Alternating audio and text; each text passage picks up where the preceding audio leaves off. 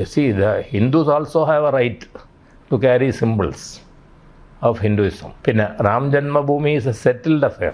നേതൃത്വമില്ലായ്മയാണോ കോൺഗ്രസിന്റെ പ്രശ്നം? 100% കോൺഗ്രസ് പ്ലേ ചെയ്യാൻ ശ്രമിക്കുന്ന ഈ സോഫ്റ്റ് ഹിന്ദുത്വ കാർഡ് കളിക്കാൻ അല്ല, അതിലിപ്പോൾ ഞാൻ അത്ര വലിയ കുറ്റമൊന്നും ഞാനായിട്ട് പറയുന്നു.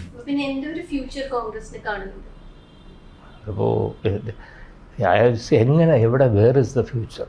കമൽനാഥ് പറഞ്ഞത് രാമജന്മഭൂമി ക്ഷേത്രം പണിഞ്ഞതിൽ രാജീവ് ഗാന്ധി ചുമ്മാ പുള്ളി അടിച്ചുവിടാ. രാഹുൽ ഗാന്ധി ഒന്നാം തന്നെ രാജീവ് ഗാന്ധിക്ക് ഈ കാര്യമൊന്നും അറിയില്ല.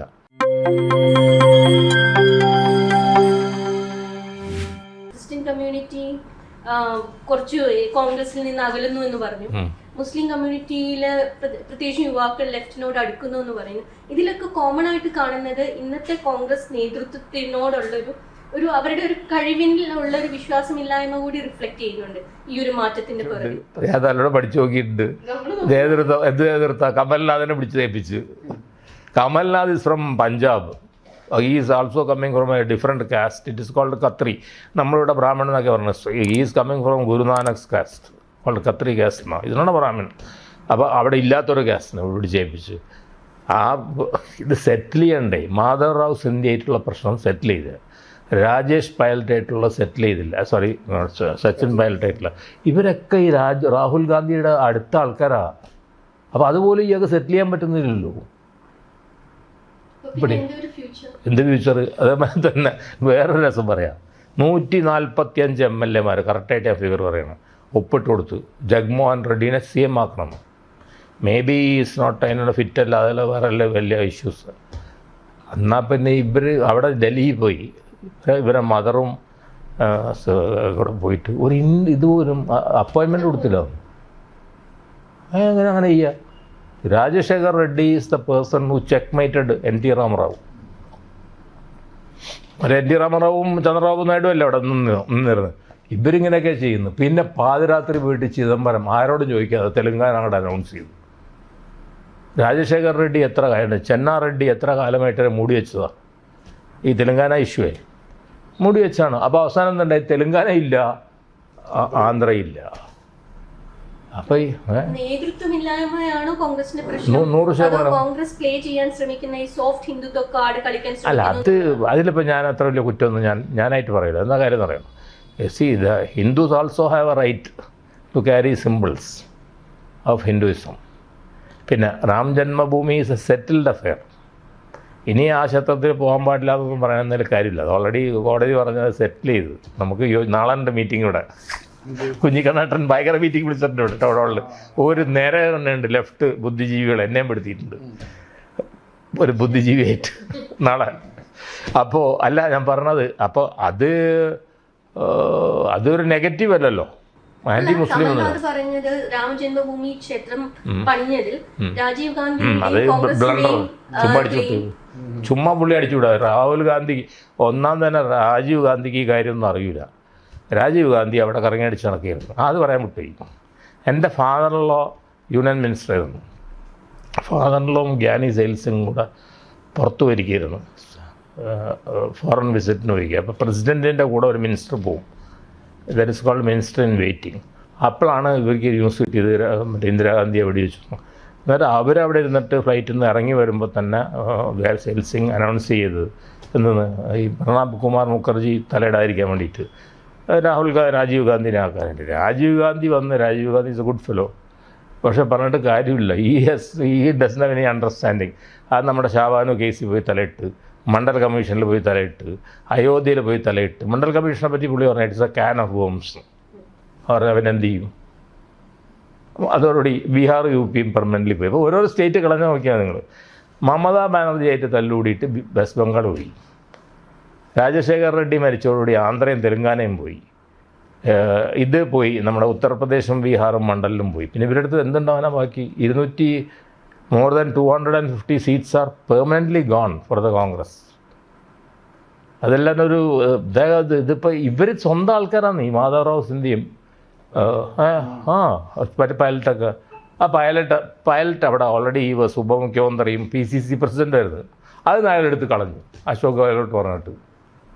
അത് കമ്മ്യൂണിറ്റി ആണെങ്കിൽ ഈ ഗുജർ കമ്മ്യൂണിറ്റി ഭയങ്കര ഇതായിട്ടുള്ളൊരു കമ്മ്യൂണിറ്റിയാണ്. എന്താ നമ്മൾ പറയുക, അങ്ങനെ ഉണ്ടല്ലോ, കൺസോളിഡേറ്റഡ് ആയിട്ടുള്ളൊരു കമ്മ്യൂണിറ്റിയാണ്. അപ്പോൾ അവർ എന്തായാലും ഇതിൽ ഞാനിപ്പോൾ പഠിച്ചു നോക്കി, അപ്പോൾ ഗുജർ സീറ്റുകളൊക്കെ പോയി. അപ്പോൾ അതൊക്കെ പൊളിറ്റിക്കൽ വിവരമില്ലായ്മയല്ലേ. പിന്നെ എന്തൊരു ഫ്യൂച്ചർ കോൺഗ്രസിന് കാണുന്നുണ്ട്? അപ്പോൾ എങ്ങനെ, എവിടെ, where is the future? West UP 85 seats, Bihar and Jharkhand put together 55, അപ്പോൾ തന്നെ 130 സീറ്റ്സ്. പിന്നെ ദ്രവീഡിയൻ സ്റ്റേറ്റുകൾ. ആരും പണ്ട് കരുണാനിധി പറഞ്ഞിട്ടുണ്ട്, what ever happens only A Dravidian will rule Tamil Nadu. Whether it is MGR or me, അതൊക്കെ ഇമ്മെറ്റീരിയലാണ്. അതുമാതിരി ഇവിടെ ഈ സ്റ്റേറ്റുകളൊക്കെ ഇവിടെ ഉണ്ട് ഒരു 40, 40, 80, 100, 130 സീറ്റ്. ദ്രാവിഡ ഇതെല്ലാം പോയില്ലേ. Very difficult.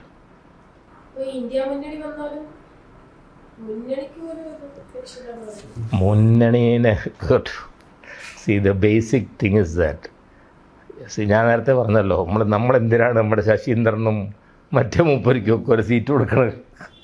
അതുമാതിരി ഇവർക്കൊക്കെ എന്തെങ്കിലും കൊടുക്കണോ? അത് കൊടുക്കണില്ലേ ഇവർ. അതാണ് അഖിലേഷ് പറഞ്ഞത്. അത് തന്നെയാണ് മറ്റേ നമ്മുടെ മൂപ്പരും പറഞ്ഞത്, നമ്മുടെ ലല്ലുവിൻ്റെ സാർ.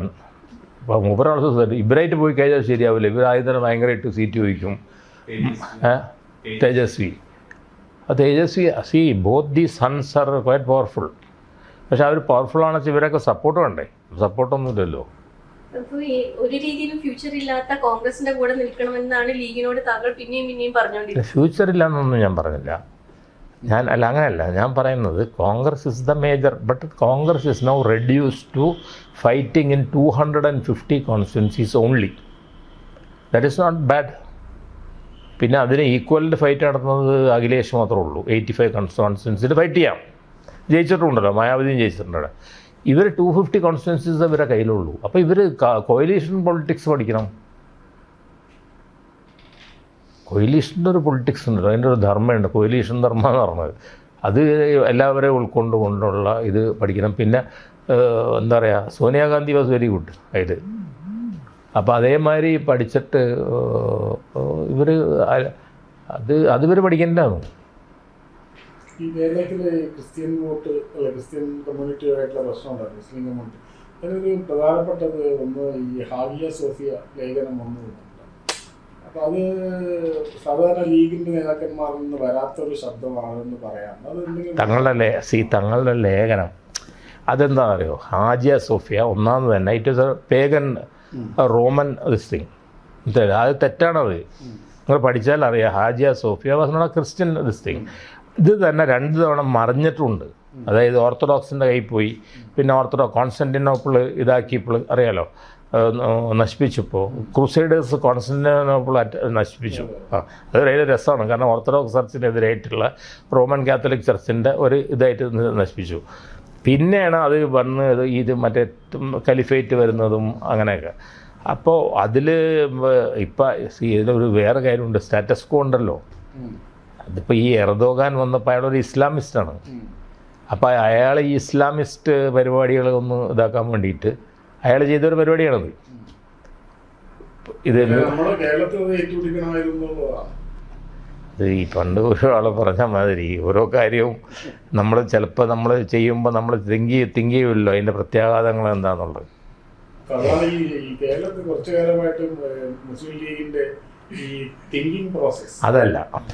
അതല്ലല്ലോ ഞാൻ കറക്റ്റായിട്ട് പറഞ്ഞുതരാം. In 1957 the Christian population of Kerala was around 21 or 22 and the Muslim population was 18. Now what has happened? The Muslim population went up to 28. Christian population was gone down to 18%. അതും അവിടെ ഉണ്ടോയെന്ന് അറിഞ്ഞൂടാ, കാരണം അവർ അമേരിക്കയിലും മറ്റിടത്തും. Number of constituencies which they can win is not more than 7. Christian community മാത്രം vote. അതിന് വേറൊരു സ്റ്റാറ്റിസ്റ്റിക്സ് പറഞ്ഞാൽ ഈ ക്രിസ്ത്യാനി മുസ്ലിമും കൂടെ ഒരുമിച്ച് വോട്ട് ചെയ്യുമെന്ന് വിചാരിച്ചോ. 110 കോൺസ്റ്റിറ്റ്യുവൻസിയിലോ 115 കോൺസ്റ്റിറ്റ്യുവൻസിയിൽ ഹിന്ദു മെജോറിറ്റി ഉണ്ട് കേരളത്തിൽ.